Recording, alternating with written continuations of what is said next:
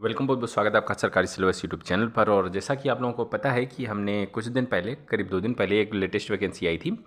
CBSE द्वारा ये vacancy जारी की गई थी। पोस्ट का नाम था असिस्टेंट सेक्रेटरी। ठीक है, तो इसके ऊपर हमने एक डिटेल में वीडियो बनाया था कि कौन से बच्चे फॉर्म भर सकते हैं, नहीं भर सकते हैं, क्या एलिजिबिलिटी क्राइटेरिया है, क्या आपका सिलेक्शन प्रोसीजर वगैरह। लेकिन इस वीडियो में कई बच्चों को कमेंट आई कि इसका सिलेक्शन प्रोसीजर किस तरह का पैटर्न रहेगा, क्या टफनेस रहेगी क्वेश्चनों की, कहाँ कहाँ से हम तैयारी करें, किन बुक्स का हम इस्तेमाल करें, किस मैगजीन का इस्तेमाल करें, और किस बच्चे को तैयारी करनी चाहिए एब्सोल्यूट, क्योंकि वैकेंसी थोड़ी कम है और ग्रुप ए की वैकेंसी है। तो भैया ऐसा तो नहीं है कि अगर आपकी तैयारी, आप जो है ना यूपी पुलिस के कांस्टेबल की तैयारी कर रहे हो, आप आरपीएफ के कांस्टेबल की तैयारी कर रहे हो, या किसी क्लर्क की तैयारी कर रहे हो, एसएससी 10+2 की तैयारी कर रहे हो, और आप सोच रहे हो कि इसमें जाके आप जो है ना फॉर्म भर दो। फॉर्म भरना आसान है, कोई दिक्कत की बात नहीं, 1500 का खर्चा है, लोग वो भी करके फॉर्म भर देते हैं। लेकिन भैया ग्रुप ए की वैकेंसी है, तो मैं इन सब चीज़ों के बारे में डिटेल में डिस्कस करने वाले हैं कि किन बच्चों को फॉर्म भरना चाहिए, क्या बुक, सारी चीज़ें। तो चलिए शुरुआत करते हैं आपसे, ठीक है।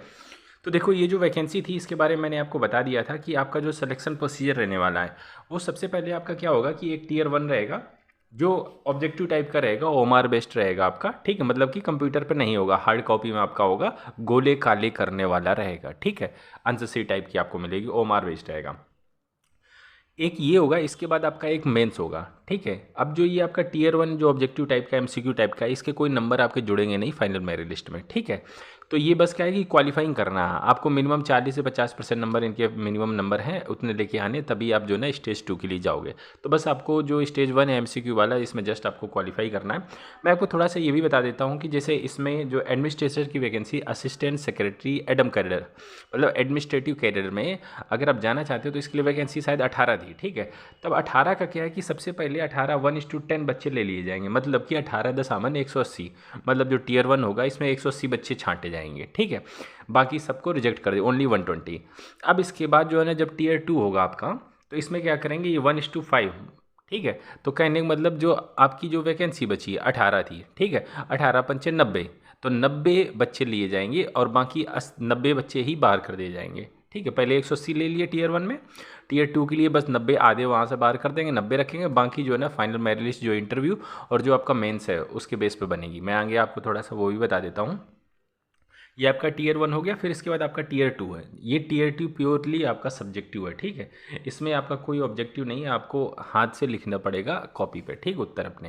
देखिए, ग्रुप ए की भर्ती है, मोस्टली जो पैटर्न है सब यूपीएससी वाला ही है एक तरह से। ठीक है, वो आपका प्री वाला टियर 1 आपका सी सेट टाइप का समझ लो, और ये जो रिटन एग्जाम ये आपका मेंस हो गया। ठीक है, आईएएस में क्या होता है, यूपीएससी में आपके 7 एग्जाम पेपर रहते हैं, आपको पर्टिकुलर वो चीज़ पढ़नी रहती है, लेकिन इसमें क्या थोड़ा सा जनरल टाइप की चीज़ें भी डाल रखी हैं। ठीक है, इसके बाद जब आपका ये हो जाएगा मेंस, और इसके बाद आपका जो ना एक कंडक्ट कराएंगे इंटरव्यू। इंटरव्यू के नंबर रहेंगे वो 80, तो 80 इंटरव्यू के, और जो है ना 320 नंबर आपके मेंस के, मतलब दोनों को जोड़ दो तो 400 हो गया, तो 400 नंबर के आधार पर आपका सिलेक्शन होगा। अब हम बात कर लेते हैं थोड़ा सा इसमें डिटेल में कि किन बच्चों को इसमें फॉर्म भरना चाहिए, किन बच्चों को नहीं भरना चाहिए। तो जैसा कि मैंने बताया, अगर आप अभी तक तैयारी करते रहे हो ग्रुप सी के पदों की, मतलब क्लर्क की तैयारी, एसएससी 10+2, एसएससी सीपीओ, ठीक है, इन सब की तैयारी करते रहे हो, तो आप मत भरो। 1500 अपना पैसा भी बचाओ और अपना समय भी बचाओ। समय बड़ा कीमती होता है, आपने लगा भी दिए तो मज़ा नहीं आएगा। अब इसमें किन बच्चों को फॉर्म भरना चाहिए, ऐसे बच्चे जो कि स्टेट सिविल सर्विसेज की तैयारी कर रहे हैं, मान लो यूपीपीएससी या एमपीपीएससी या हरियाणा, राजस्थान, जो भी हैं, आप स्टेट गवर्नमेंट का जो पीएससी एग्जाम है, स्टेट सिविल सर्विसेज, उसकी तैयारी कर रहे हो, तो ऐसे बच्चे इसमें फॉर्म जरूर भरो। ठीक है, दूसरी बात, अगर आप यूपीएससी की तैयारी कर रहे हो, ठीक है, तो आप इसमें फॉर्म जरूर भरो। आपका कहीं मेंस में लटक गया, आप कहीं इंटरव्यू में थोड़ा फंस गए हो, तो आप इसमें जरूर फॉर्म भरो। देखिए, नौकरी बहुत बेहतरीन है, एक अच्छी सैलरी की, आप जो ना टॉप क्लास के अधिकारी रहेंगे सीबीएसई में। ठीक है, आपके ऊपर जो आईएएस अधिकारी होगा बस वही होगा, बाकी आप जो है ना सर्वे सर्वा टाइप के हो। एडमिनिस्ट्रेशन में देखिए वैसे भी आपके हाथों में पावर होती है, एक तहसीलदार है, वहीं वो ग्रुप सी का हो सकता है, बी या सी का स्टेट गवर्नमेंट देती है, तो बी का रहता है, तो तहसीलदार रहता है। और वहीं जो है ना एक नेट एग्जाम का जो ना प्रोफेसर रहता है, उससे ज़्यादा सैलरी पाता है, सब कुछ पाता है, लेकिन एडम कैडर में कौन है, तहसीलदार। तो जो है ना तहसीलदार के सामने भी जी हजूरी करनी पड़ सकती है प्रोफेसर साहब को। ठीक है, क्योंकि एडम पावर उसके हाथ में है। तो ये बात हो गई कि एडमिनिस्ट्रेशन में पावर तो रहती है, आपकी बढ़िया नौकरी रहने वाली है। तो किसको फॉर्म भरना चाहिए, नहीं भरना चाहिए, ये मैंने आपको बता दिया। ठीक, आप डिसाइड करो कि आपका लेवल क्या है, और समय वेस्ट बिल्कुल मत करना। अगर आपके काम की नहीं है, आपके हिसाब की नहीं है, तो आप तुरंत त्याग दो, ठीक है। जो चीज़ आपको पीछे ले जाए, जो आपके हिसाब में ना हो, उसको जो है ना यूँ चुटकी में छोड़ने में ही भलाई है। नहीं तो आप जो है ना उसके पीछे पड़े रहोगे, अपना समय हर चीज़ गवा दोगे, ठीक है। अब देख लेते हैं आपके जो टीयर 1 एग्ज़ाम है। अब टीयर 1 एग्ज़ाम में जो जो चीज़ें आने वाली हैं, आप कहाँ से इनका जो है ना कंटेंट देखो, ये कोई रेगुलर भर्ती तो है नहीं जो समय अंतराल पे आती रहती है और आपको इसके old paper, sample paper last year के 2023 के, 2022 के, 2020 के सैम्पल पेपर मिल जाएंगे। नहीं, ये शायद 2019 में भर्ती आई थी और फिर कैंसिल वगैरह भी हुई थी, फिर दोबारा से हुई, तो एक दो पोस्ट की आती रहती है, ठीक है। तो आपको देखिए सैम्पल पेपर मिलना तो काफ़ी मुश्किल है, ठीक है। आपको ना के बराबर ही चांसेस हैं। मैंने भी सर्च किया और बाकी कई सारे व्यूवर्स ने भी ने सर्च किया होगा, नहीं मिला, ठीक है। अब लेकिन मैं आपको यहाँ से बताऊँगा कि आपका जो कठिनता का स्तर क्या रहेगा, आप किन बुक्स वगैरह का प्रेफर कर सकते हो, ठीक है, मेरे हिसाब से। तो ये देखो, सबसे पहले हम टीयर 1 की बात करेंगे जो कि ऑब्जेक्टिव टाइप का रहेगा। इसमें जस्ट आपको क्वालिफाई होना है, कोई नंबर फाइनल मेरिट में नहीं जुड़ेंगे, तो जस्ट आपको क्वालिफाइंग बेसिस से ही पढ़ना है, ठीक है। अब देख लेते हैं सबसे पहले जैसे कि आई current affair and general awareness. देखिए इसमें क्या है कि बच्चों, ये आपका मेंस में भी आ रहा है, टीयर 2 में भी आ रहा है, तो इसकी तैयारी अच्छे से कर लो।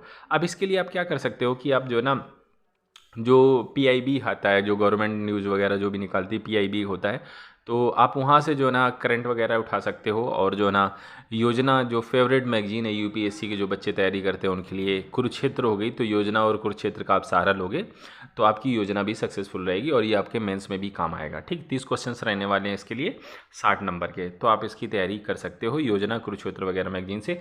लास्ट के 1-2 साल की जो इवेंट हुई है सबको एकदम अच्छे से आपको पढ़ जाना है, तो आपका अच्छा कवर हो जाएगा। इसके बाद जो पार्ट 2 आता है, general mental ability and logical reasoning वगैरह, तो इसके लिए आप जो है ना एम के पांडे की बुक्स आती है जो सीसेट के बच्चे प्रेफर करते हैं, आप उसको ले सकते हो, ठीक है। इसके बाद हम बात कर लेते हैं गणित की, अर्थमेटिकल, न्यूमेरिकल एबिलिटी वगैरह, डाटा इंटरप्रिटेशन वगैरह। इसके लिए प्रसिद्ध बुक है भारत में RS अग्रवाल, ग्रेजुएशन लेवल के एग्जाम तक के लिए आप जो है ना इसका इस्तेमाल कर सकते हो और आपकी कठिनता के स्तर भी ग्रेजुएशन होने वाला है, तो आप जो है ना इसका इस्तेमाल कर, RS अग्रवाल आपके लिए बढ़िया बुक रहेगी, आपको इतने से काम हो जाएगा, ठीक है।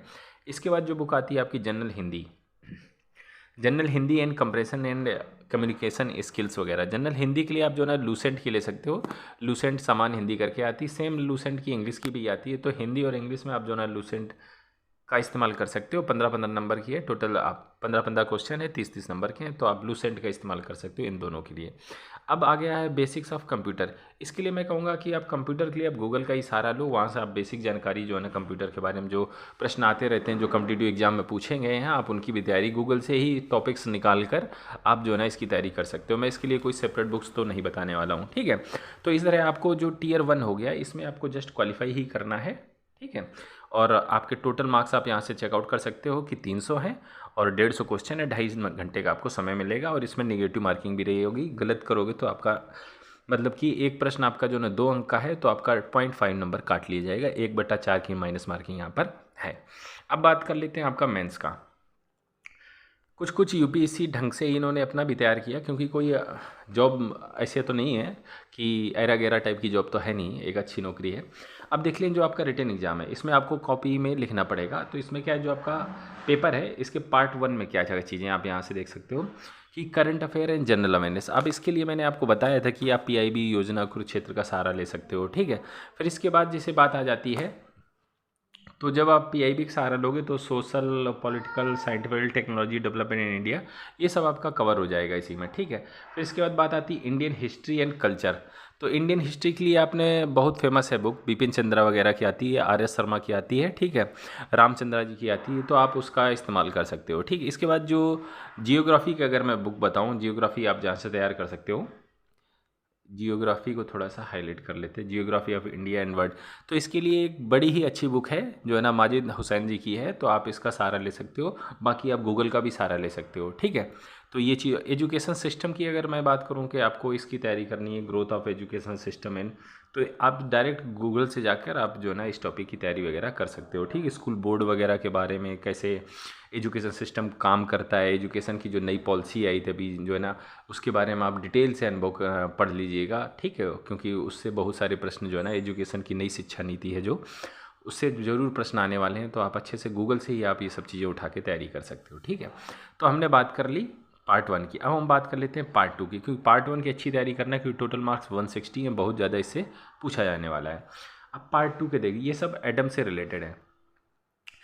इसके लिए मैं बताऊंगा एडम में जाकर आप जो है ना गूगल से ही आप इसका सहारा लीजिएगा। बाकी जो है ना एक आध बुक अगर आप गूगल में देखें तो आपको मिल जाएगी, तो आप बुक का भी सहारा ले सकते हैं। लेकिन मैं बात कहूँगा कि आप जो है ना पर्टिकुलर टॉपिक वाइज आप गूगल में ही जाइए, आप वहीं से जो है ना अपने नोट्स वगैरह तैयार कीजिए। आप एडम थ्योरी डालिए तो आपके पास अच्छी खासी जो थ्योरी रिसर्च वगैरह हैं वो आ जाएंगी।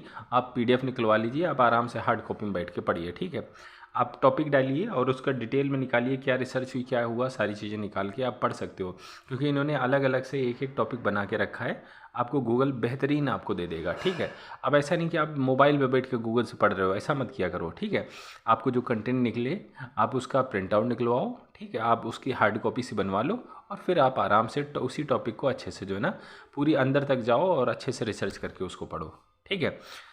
या आपने जो है ना कहीं MBA वगैरह किया है, ठीक है, तो एडमिनिस्ट्रेशन से रिलेटेड आपके पास कोई बुक है जिनमें यही टॉपिक हैं, तो आप क्योंकि आप यही टॉपिक पढ़िएगा, ठीक है।